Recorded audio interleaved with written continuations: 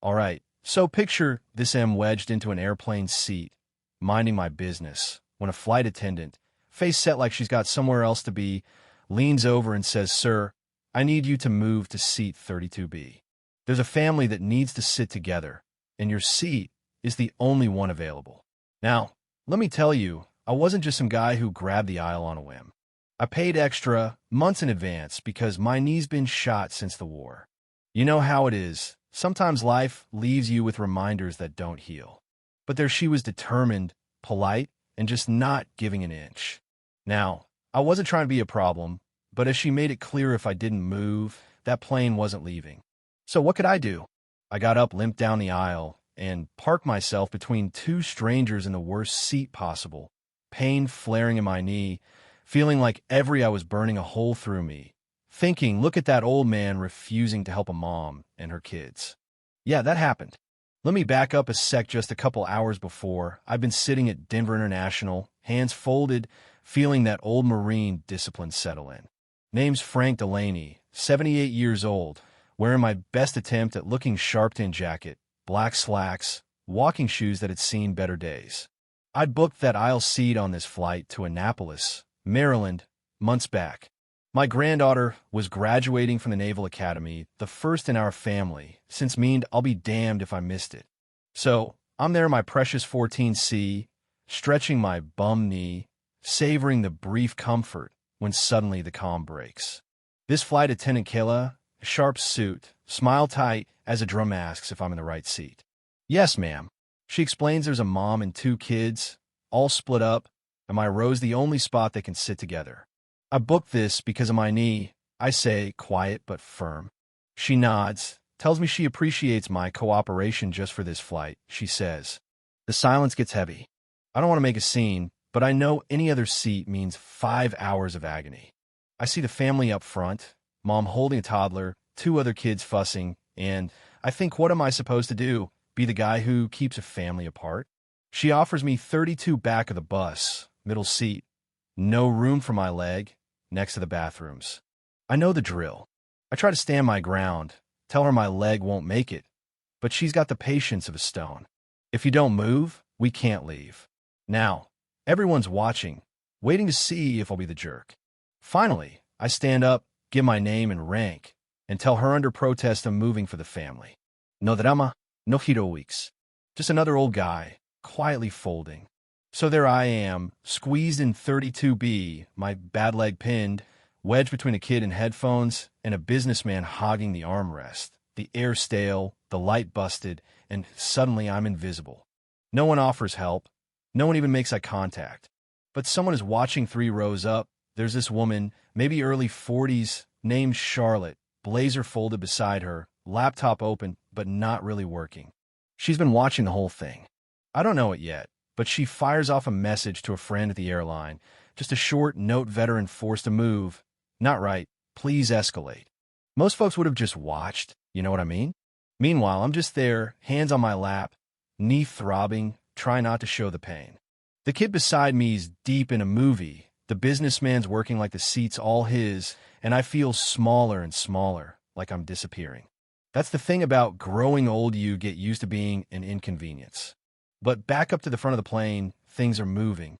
Charlotte's message gets flagged, sent up the chain, and wouldn't you know it, Captain David Miller sees it pop up on his console. Air Force vet, serious guy. He sees my name, recognizes it.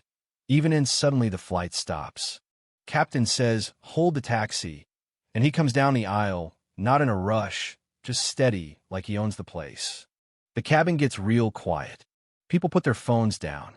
He walks right to me, and no kidding, snaps off a perfect salute, right there in 32B. He says, loud enough for the whole plane, "Staff Sergeant Frank Delaney, on behalf of Transcontinental Airlines, and as a fellow serviceman, I offer you my deepest apologies." Then he looks at Kayla, the flight attendant, and tells her to move me to one of first class, right up front. If it's occupied, he says, ask for a volunteer. If no one gives it up, I'll take my co-pilot's seat. If that doesn't work, I'll give up mine. You could have heard a pin drop. Even Kayla looks rattled. As I stand up, the businessman next to me finally moves, looking ashamed. The college kid slips off his headphones and says, "Sir, sorry." For a second, I don't know what to say. I just let the captain steady me as I limp down the aisle. Dignity returns step by step. When I reach first class, Kayla gently asks a man to move. He takes one look at me, at the captain, and just stands, no fuss. "It's an honor," he says. I nod, not trusting my voice. Then, just as I settle into one, this guy down the aisle stands up bald, tough-looking, tears in his eyes. "Staff Sergeant Delaney," he says. "I served under you, Camp Leatherneck, 2006. You saved my life. We never got to thank you." He's choking up. I'm blinking, and now the whole cabin's listening. The captain gets on the intercom, his voice calm but thunderous, and says, "Today a mistake was made. A man who served this country, who carries the scars of that service, was asked to give up his seat. That was wrong. We won't take off while injustice sits quietly in our cabin." You could feel the weight of those words. Then he says, Staff Sergeant Frank Delaney is a veteran of the United States Marine Corps. He didn't ask for special treatment.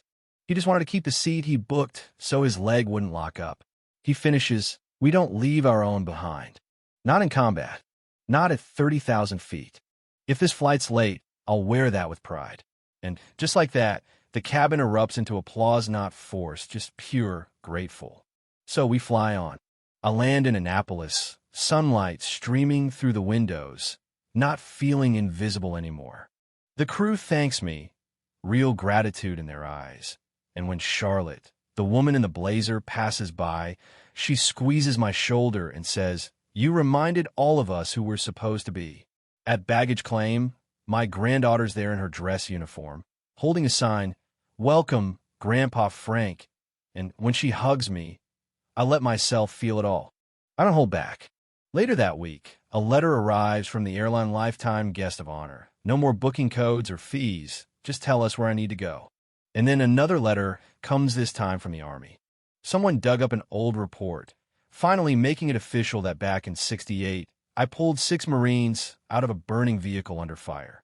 There's a note from a Generala guy who'd been in that vehicle. Said he'd never forgotten what I did, that I was never invisible. Not to him, not to those men. Charlotte writes up the story for a little magazine. Local news runs it, then national. The photo of me in one, sunlight on my hands, makes the rounds, taped to VFW halls, shared at school assemblies. I still live in the same small house, still drink my coffee black, still limp to the mailbox each morning. But now, when I walk, I hold my head a little higher. Sometimes when I sit on my porch at dusk, I remember I was seen. Not all sacrifices are marked with medals. Not all battles end with banners. But sometimes all it takes is one voice to say, "We remember." And a seat, just a seat, can become sacred. A return to dignity, a return to home. In our darkest moments, kindness finds a way, often in the quietest places. Not everyone who helps wants recognition. Some just need to know they made a difference. And sometimes that's enough. But let me ask you, what would you have done in that moment? When the rules clash with what's right, when a stranger's dignity hangs by a thread, you stay silent. Or do you stand up? Share your thoughts below. Let's talk about justice, kindness, and what it really means to take care of each other.